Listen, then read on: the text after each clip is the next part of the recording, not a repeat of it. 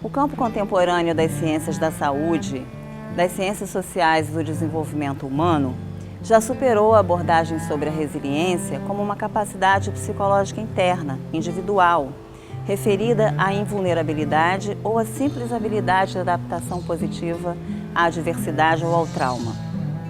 As experiências de resiliência são hoje compreendidas como um processo relacional e multideterminado,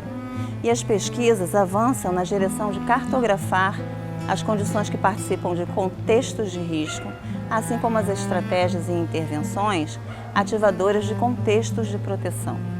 Este enfoque nos permite evitar duas armadilhas metodológicas. A primeira seria de considerar o desenvolvimento de habilidades individuais de criatividade e resistência como solução para o enfrentamento de adversidades construídas por circunstâncias sociais, culturais e políticas.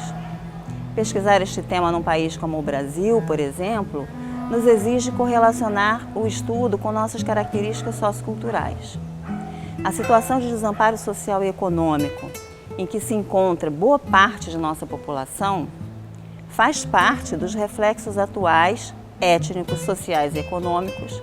de nossa história de país, fundada em dois grandes traumas sociais: a colonização e a escravidão, que produziram um desenvolvimento marcado pela estratificação da população e pela extrema desigualdade na distribuição de renda e no usufruto de direitos sociais. Esta realidade de precariedade, vivida inclusive por expressiva parcela dos profissionais de saúde e educação no âmbito público, produz não uma situação traumática pontual, mas uma rede de microtraumas cotidianos, agravados pela banalização e pelo sentimento de impotência que um cotidiano de extrema adversidade provoca. Esse traumatismo insidioso expressa-se com frequência pela violência social, sintoma para o qual o tratamento policial ou medicamentoso acaba por incidir na vítima a responsabilidade pela superação de um efeito produzido historicamente e coletivamente. Práticas de acolhimento em contextos relacionais comunitários, em que o sujeito vitimado pela experiência traumática encontra a consistência afetiva e objetiva para restaurar sua força vital, tem se revelado, como vemos nos trabalhos dessa mesa, eficazes estratégias para antagonizar com as marcas traumáticas, produzindo marcas de resiliência e provocando uma reação ativa e não uma adaptação passiva. Nos esforços de construção dessa resiliência comunitária, a estratégia de intervenção que propomos, portanto, é necessariamente coparticipativa, envolve a negociação de saberes com as populações atendidas e dirige-se às estratégias de solidariedade e empoderamento produzidas pelas práticas relacionais no cotidiano da própria comunidade. Neste ponto, chegamos ao enfrentamento de uma segunda armadilha metodológica, a de identificar situações de populações em contexto de risco social, originado pela desvantagem socioeconômica, apenas com a situação de vulnerabilidade, de carência afetiva e de desestruturação familiar,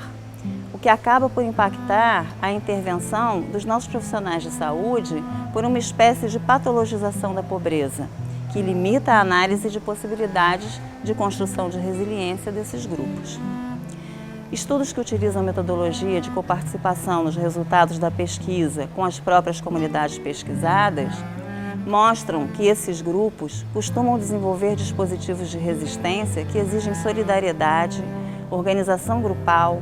criatividade na elaboração de estratégias e flexibilidade nas relações com o outro, para que possam garantir não só sua sobrevivência física, mas também os valores de sua identidade cultural. Constroem, então, contextos favorecedores de desenvolvimento de experiências de resiliência comunitária, que irão contracenar com os contextos de risco de sua realidade.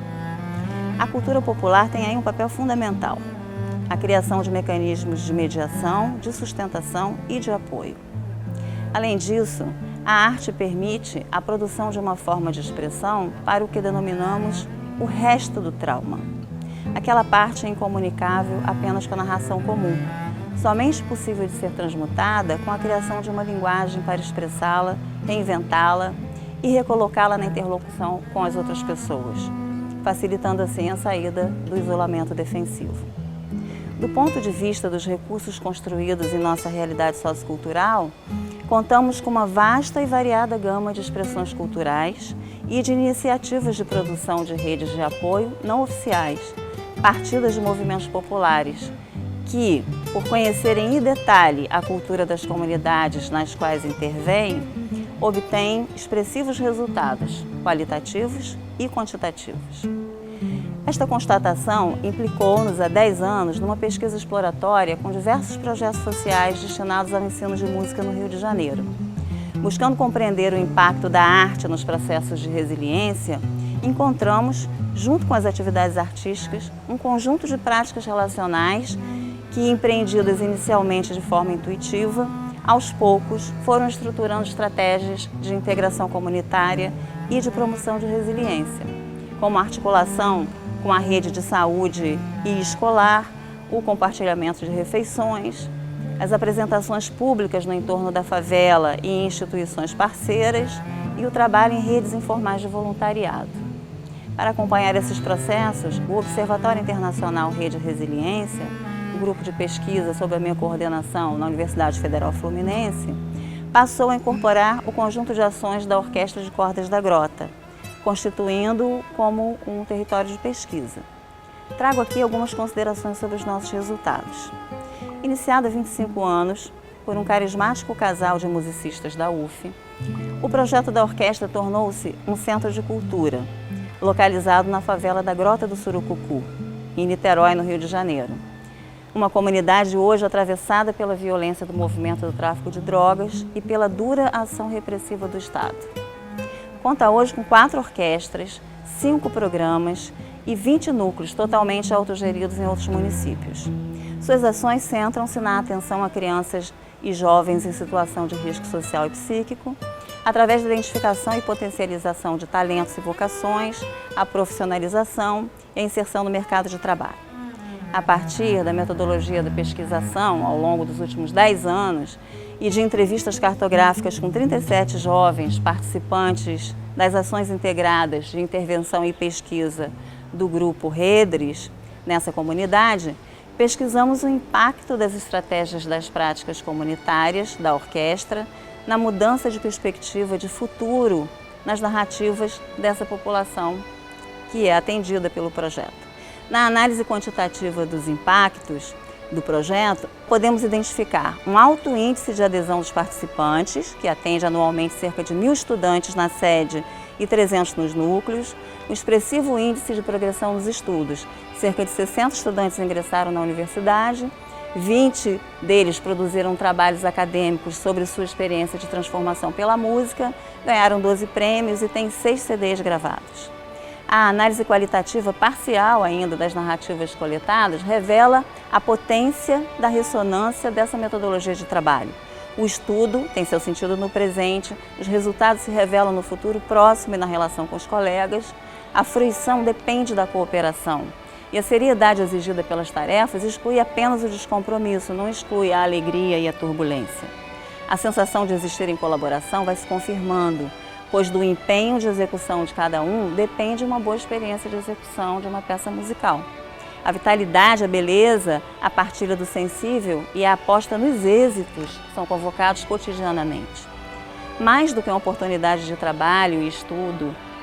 futuro ou um exemplo individual de superação a ser rapidamente consumido pela mídia, eles experimentam uma mudança na sua posição subjetiva diante do mundo. Talvez o que possamos chamar hoje de empoderamento, a transição de uma posição de assujeitamento ou passividade para uma posição mais ativa e autônoma diante dos entraves da vida.